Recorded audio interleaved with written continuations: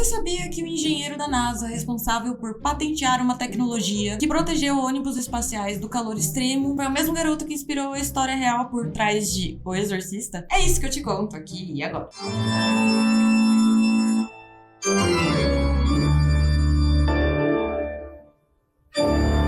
Pois é, minha gente, o garoto que aparentemente estava possuído foi um dos cérebros responsáveis por trás das missões de sucesso da NASA, como Apollo na década de 1960. Mas será que ele foi mesmo possuído ou só estava tentando matar a aula? Tudo começou no final dos anos de 1940 em Maryland, nos Estados Unidos. Um garoto de 13 anos, identificado pelo seu pseudônimo Roland Doe ou Robert Mannheim, começou a apresentar comportamentos estranhos logo após a morte de sua tia Tilly, que era uma espiritualista, e apresentou ao pequeno garoto o tabuleiro Ouija. Dizem que o menino, após utilizar o tabuleiro Ouija para tentar se comunicar com sua falecida tia, começou a gritar palavrões, ranger os dentes e atacar pessoas. E até mesmo falar em línguas desconhecidas e ter uma força sobrenatural. A cama se balançava sozinha, objetos pareciam flutuar e marcas misteriosas surgiam pelo corpo dele. Diante daquilo, a família do pequeno garoto buscou a ajuda da igreja. Mas o que poucas pessoas sabem é que antes de buscar a ajuda da igreja, a família também buscou por ajuda psiquiátrica. E nenhum dos psiquiatras conseguiu identificar qualquer anomalia ou indício de uma doença mental. Os padres envolvidos, principalmente o reverendo Raymond Bishop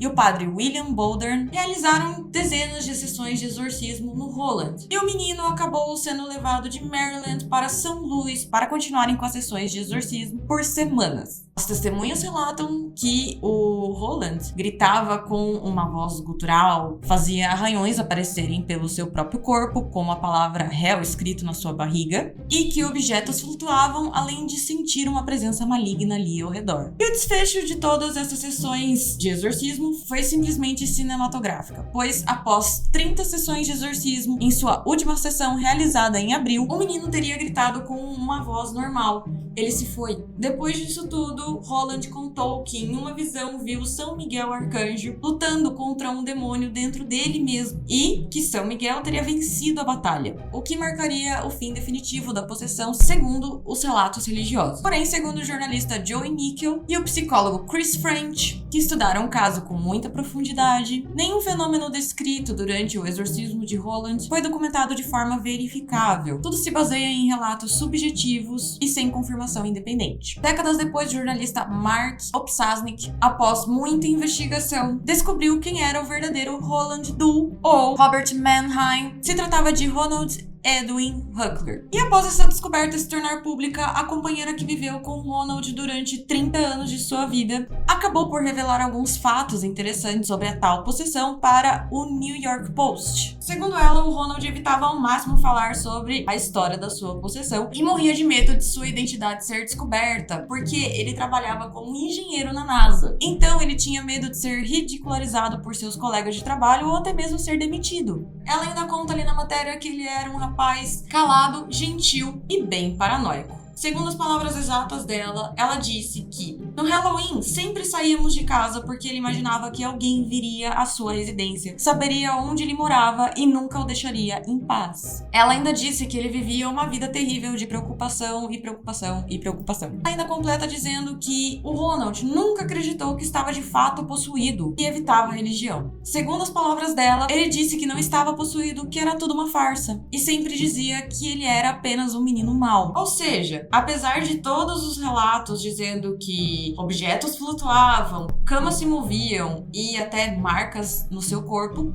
o caso de Ronald Huckler parece ter sido, na verdade, resultado de uma dinâmica familiar um tanto complicada. Segundo Sérgio Rueda, escritor de Possessão Diabólica e o Caso do Exorcista, enquanto o pai mimava demais o Ronald, a mãe foi descrita como severa e extremamente supersticiosa. O próprio reverendo da família Luther Shoes admitiu suspeitar que Ronald, na verdade, estava encenando tais fenômenos para tentar fazer com que sua mãe o afastasse da escola por um período. Ou seja, o que muitos acreditaram ser uma possessão demoníaca pode ter sido apenas o retrato de um adolescente esperto, usando a superstição e o medo ao seu favor. E isso também explica porque os médicos psiquiatras não encontraram nenhum tipo de patologia no rapaz. Ronald Huckler morreu em 2020, aos 85 anos. E apenas após a sua morte, a sua verdadeira identidade foi revelada. Ronald, infelizmente, teve um fim bem triste. Segundo sua companheira, ele estava afastado de seus 3 filhos, 2 filhas e um filho, há um bom tempo. E, inclusive, seus filhos nem chegaram a comparecer no seu funeral. E mesmo cético, mesmo fugindo dessa história durante a sua vida inteira, um último detalhe bizarro ficou no ar. Pouco antes dele morrer, um padre católico apareceu na sua casa para dar extrema unção ao Ronald. Mas ninguém dentro da sua casa havia chamado o padre.